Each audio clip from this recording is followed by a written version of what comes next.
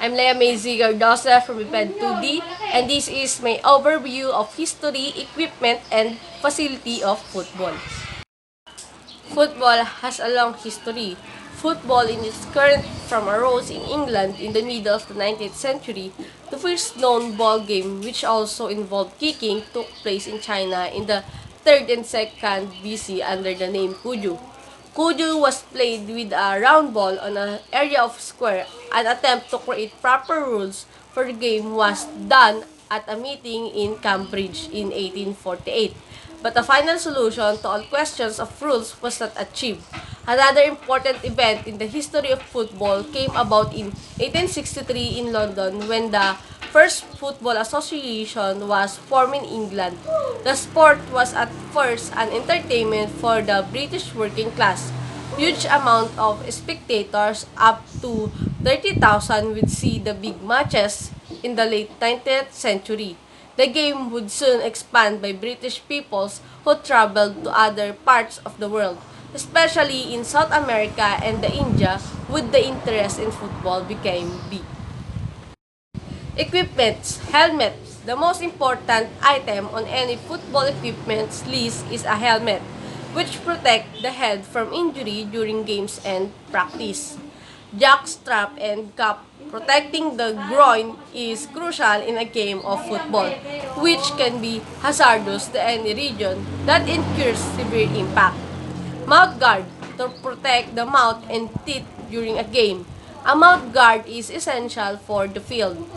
Thigh, hip, and knee pads. Arms and legs are placed through various trials in the field that joints aren't naturally built to endure. Equipments, helmets. The most important item on any football equipments list is a helmet, which protect the head from injury during games and practice. Jockstrap and cap. Protecting the groin is crucial in a game of football, which can be hazardous to any region that incurs severe impact. Mouth guard to protect the mouth and teeth during a game. A mouth guard is essential for the field. Thigh, hip, and knee pads. Arms and legs are placed through various trials in the field that joints aren't naturally built to endure. Shoulder pads. Strong shoulder are crucial in just about any type of sports, especially football.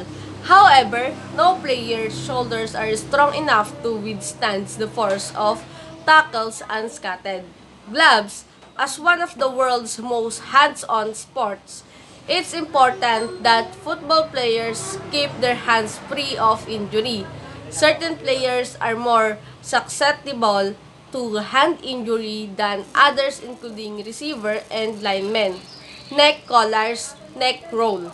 For linebackers and defensive linemen, neck rolls help protect the neck and shoulders when the things get rough. Cleats. Football requires as much traction as possible, the likes of which cannot be gained with ordinary footwear. Facility. New facilities shall be a minimum of 70 yards in width by 115 yards in length.